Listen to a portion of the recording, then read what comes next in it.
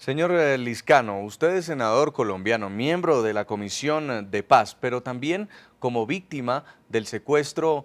Quisiera preguntarle qué opina del proceso de paz, porque su padre estuvo secuestrado por esta organización criminal. Si no es porque se escapa, estaría todavía incluso en las selvas colombianas o en vilo, como muchas de las familias que no saben qué ha pasado con sus seres queridos en las selvas. No, frente al proceso de paz, obviamente, personalmente yo estoy de acuerdo, yo sí creo que se requiere llegar a la paz en Colombia, digamos, como una finalidad última.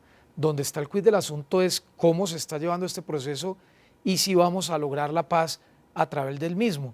Hay muchos signos, digamos, que le hacen generar uno escepticismo en lo que ha pasado. Uno de ellos es las posiciones contradictorias que han tenido frente al secuestro, como aquí ya lo han dicho.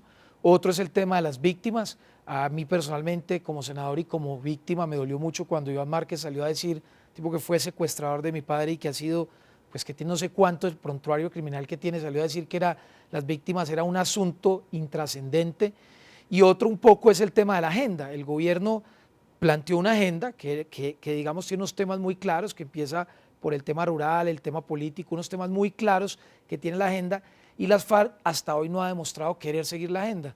Una agenda que se organizó con el gobierno. Las FARC lo que ha venido es cambiando la agenda, ha querido meter temas de canje, ha querido meter temas de humanización del conflicto, ha querido meter el tema de Simón Trinidad. Es decir, mientras el gobierno quiere llevarlos en una agenda, las FARC está volviendo a cometer los mismos errores del Caguán, y es meter una gran cantidad de temas para la opinión pública, y eso, mientras no haya una agenda que conduzca a lo que ya acordaron, pues lo que va a llevar es que si se salen de los temas en los que están, pues va a llevar al fracaso del proceso y al fracaso de todo Colombia. Ahora, señor Guarín, no solo contradicciones, sino también que las FARC han venido cambiando su discurso a medida de que están sentados en La Habana con los delegados del gobierno colombiano. Si el ministro de Defensa de Colombia dice abiertamente que se trata de un grupo mentiroso, ¿por qué entonces seguir negociando con ellos en Cuba? Porque en el gobierno del presidente Santos existe una ambigüedad para enfrentar a este grupo terrorista. Por un lado, el presidente reclama más bala, pero por otro lado reformó la Constitución para brindarles un marco de impunidad frente a los crímenes atroces pasados, presentes y futuros que cometa esta organización terrorista. El ministro Pinzón está haciendo lo que se debe hacer, y es mantener una política ofensiva frente a este grupo criminal. Se requieren más operaciones como la de los días anteriores en Nariño, donde se dieron de baja un número importante de estos terroristas. Pero por otro lado, esa ambigüedad del gobierno se ha traducido en que se están repitiendo los errores.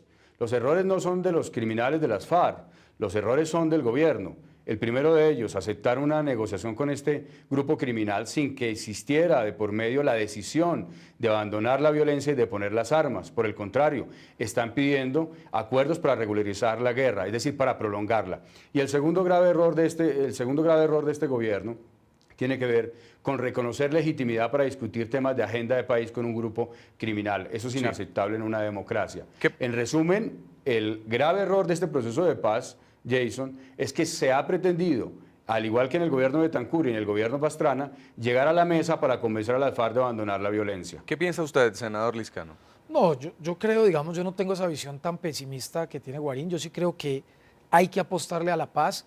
Lo que yo siento es que depende mucho, digamos, de cómo se maneje la agenda. Yo creo que el gobierno ha acertado en algunas cosas, ha acertado en que los diálogos sean fuera de Colombia, ha acertado en que tiene una agenda muy clara y que lo ha dicho muchas veces, no es rehén del proceso de paz. El presidente ha dicho que no es rehén del proceso de paz, y también ha dicho algo que me parece importante, y es que es el tema de que hay una agenda y que tiene que haber unos plazos. Esto no puede durar más de un año. Ahora bien, ahí está el reto del gobierno, en mantenerse en su palabra, de no ser rehén del proceso y en mantener realmente la agenda. Yo insisto mucho en esto, el éxito del proceso va a estar en que las FARC no se salgan de la agenda ya acordada. Si las FARC, insisto, vuelven y se meten en estos temas de canje, vuelven y se meten en los temas de regularizar el conflicto, vuelven y se meten en todos estos temas de Simón Trinidad, traen el tema del canje, yo creo que en febrero o marzo van a haber muchas dificultades en el proceso. Y lo segundo que le está pasando al proceso, que sí me preocupa mucho, es la falta de apoyo popular. Las últimas encuestas bajaron casi 20 puntos el proceso de paz. ¿Qué puede pasar allí? Que si esto sigue perdiendo popularidad, inclusive firmando la paz, los colombianos pueden quedar descontentos y pueden pensar que incluso se entregó el país a las FARC, porque si es un país que no tiene base popular y que es un proceso, perdón, que no tiene base popular y que no tiene apoyo de los colombianos, es un proceso que va a nacer muerto. Ahí hay una dificultad también importante del proceso. Mientras los cabecillas Jason, de la organización... Sí, señor Guarín. Jason, mire una cosa.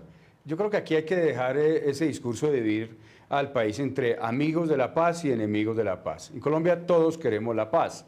La cuestión es que en nombre de la paz no podemos admitir de ninguna manera el engaño y tampoco que se burlen de las víctimas y nieguen su condición de criminales como lo está haciendo las FARC.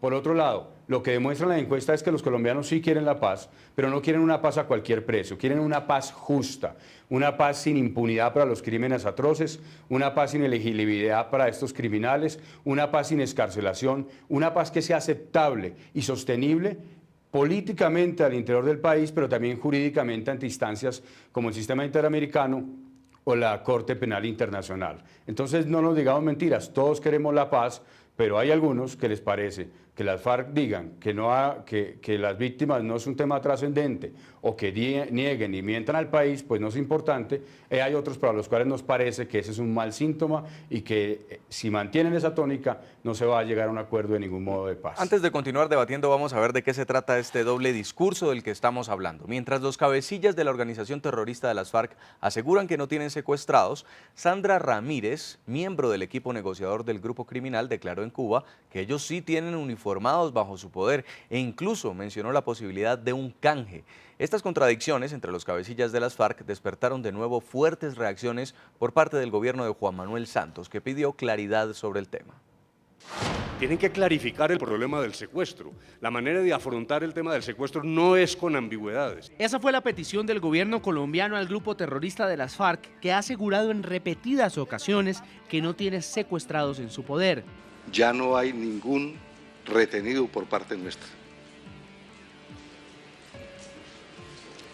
Nosotros dijimos que no van a haber secuestros y ya no hay secuestros. Las declaraciones del jefe del equipo negociador del gobierno colombiano fueron emitidas antes de partir al segundo ciclo de conversaciones que adelanta el gobierno colombiano con la organización criminal de las FARC en La Habana, Cuba. El tema de los secuestrados, que ha estado rondando nuevamente en los diálogos de paz esta semana, cobró una nueva vigencia con las declaraciones de Sandra Ramírez, delegada del grupo terrorista de las FARC en las conversaciones de paz, quien aseguró al diario Juventud Rebelde de Cuba que su organización sí tiene cautivos en su poder e incluso habló de las posibilidades de un canje.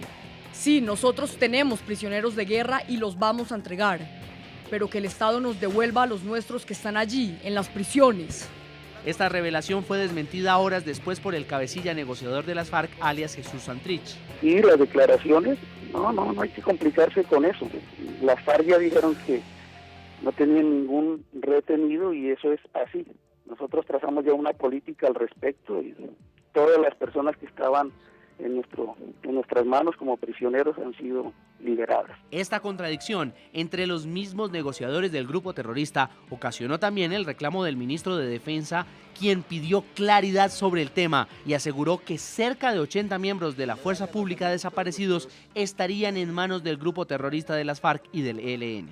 De esos 115 desaparecidos se tiene un análisis cierto de que cerca de 80 de ellos fueron desaparecidos por parte de los grupos terroristas, llámese FARC o ELN, y no se tiene claro su paradero. Entre tanto, el presidente Juan Manuel Santos anunció que el plazo máximo para finalizar el proceso de negociación con el grupo terrorista de las FARC será noviembre de 2013, ratificando así su posición de que este nuevo intento de paz no debe durar años, sino meses. Esto no puede ser un proceso de años, sino de meses, es decir, esto debe de durar no más allá del año entrante, de noviembre, el año entrante, a más tardar, yo diría que antes.